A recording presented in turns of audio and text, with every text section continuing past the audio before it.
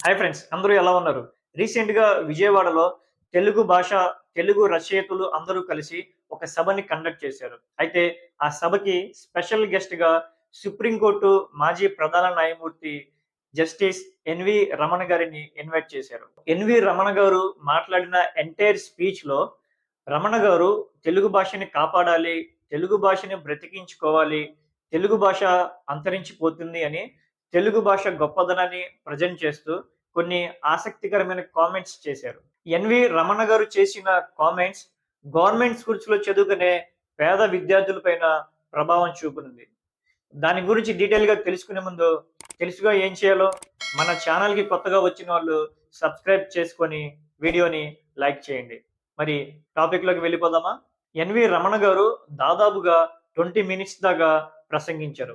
వీటిలో ప్రధానమైన పాయింట్ చూస్తే ఒకసారి ఎన్వి రమణ గారి మాటల్లోనే వినండి. గత ప్రభుత్వం తెలుగు భాషని మరి అణిచివేయడానికి అనాలో లేకపోతే మరి అభివృద్ధి చేయడానికి అనాలో ఒక జీఓఎంఎస్ 85 వచ్చింది, దాన్ని రద్దు చేయాలా?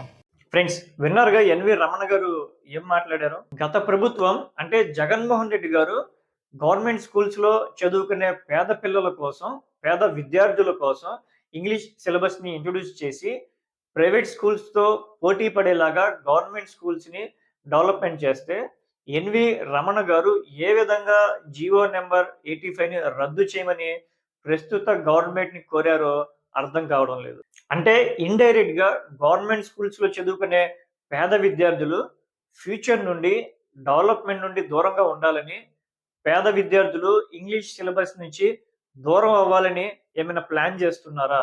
నారాయణ, శ్రీ చైతన్య ఇలా ఏదైతే పెద్ద పెద్ద కార్పొరేట్ స్కూల్స్ ఉన్నాయో వాటిలో చదువుకునే విద్యార్థులకు మాత్రమే ఇంగ్లీష్ ఎడ్యుకేషన్ ఉండాలా? గవర్నమెంట్ స్కూల్స్ లో చదువుకునే పేద విద్యార్థులకి ఇంగ్లీష్ ఎడ్యుకేషన్ ఉండకూడదన్న మీ అభిప్రాయం?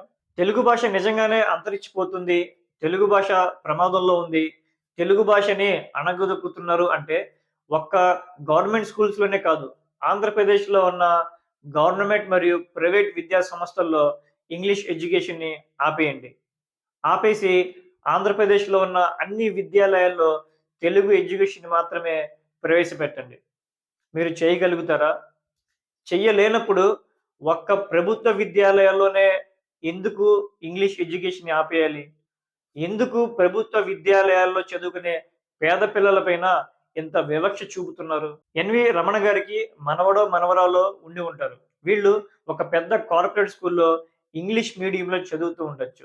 అంటే ఎన్వి రమణ గారి పిల్లల పిల్లలు ఒక పెద్ద కార్పొరేట్ స్కూల్‌లో ఇంగ్లీష్ మీడియంలో చదవచ్చు, మాట్లాడొచ్చు. కానీ ఒక గవర్నమెంట్ స్కూల్‌లో చదువుకునే పేద విద్యార్థులు ఇంగ్లీష్ మాట్లాడుతుంటే, ఇంగ్లీష్ విద్య నేర్చుకుంటుంటే తెలుగు భాష అంతరించిపోతుంది, తెలుగు భాషని రక్షించుకోవాలి అని ఎంతో హై ప్రొఫైల్, రెస్పెక్టివ్ ప్రొఫైల్‌లో ఉన్న మీరు ఏ విధంగా కామెంట్ చేశారో ఇంకా అర్థం కావట్లేదు సార్.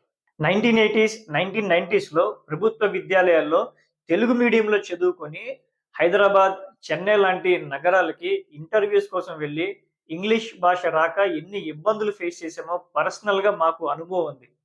అటువంటి పరిస్థితుల్ని, అటువంటి ఇబ్బందుల్ని ప్రభుత్వ విద్యాలయాల్లో చదువుకునే పేద విద్యార్థులు ఫ్యూచర్‌లో ఫేస్ చేయకూడదని జగన్మోహన్ రెడ్డి గారు ప్రభుత్వ విద్యాలయాల్లో ఇంగ్లీష్ ఎడ్యుకేషన్‌ని ప్రవేశపెట్టారు. ఎన్వి రమణ గారు చెప్పినట్టుగా తెలుగు భాషని కాపాడుకోవాలి, తెలుగు భాషని రక్షించుకోవాలి. కానీ అభివృద్ధి చెందుతున్న దేశాలతో కమ్యూనికేట్ చేయడానికి చాట్‌జీపీటీ, ఆర్టిఫిషియల్ ఇంటెలిజెన్స్ లాంటి టెక్నాలజీతో ఎదుగుతున్న ప్రపంచంతో పోటీ పడాలంటే ప్రభుత్వ విద్యాలయాల్లో ఇంగ్లీష్ ఎడ్యుకేషన్ కంపల్సరీ. ఎప్పుడో ఇంటర్, డిగ్రీలో ఉండే ఇంగ్లీష్ సిలబస్‌తో ఫైట్ చేయడం కంటే ఫస్ట్ క్లాస్ నుంచే ఇంగ్లీష్ సిలబస్‌కి అలవాటైతే తప్పేంటి?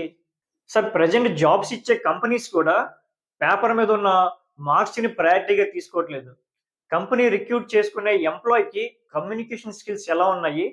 ఇంగ్లీష్ మాట్లాడడానికి పర్ఫెక్ట్‌గా ఉన్నాడా లేదా అనేదే కంపెనీస్ రిక్రూట్‌మెంట్‌లో ఫస్ట్ ప్రయారిటీగా చూస్తున్నారు. ప్రపంచం చాలా వేగంగా డెవలప్ అవుతుంటే మీరింకా 1980స్‌లో ఉన్న సిట్యుయేషన్ గురించి మాట్లాడతారేంటి సార్?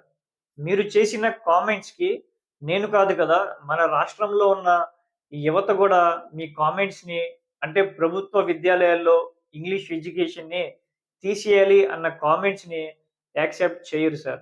ఫ్రెండ్స్, ఎన్వి రమణ గారు చేసిన కామెంట్స్తో పాటు ప్రభుత్వ విద్యాలయాల్లో ఇంగ్లీష్ ఎడ్యుకేషన్ ఉండాలా లేదా అనే దాని మీద మీ అభిప్రాయాన్ని కామెంట్స్ ద్వారా తెలియజేయండి. Subscribe please.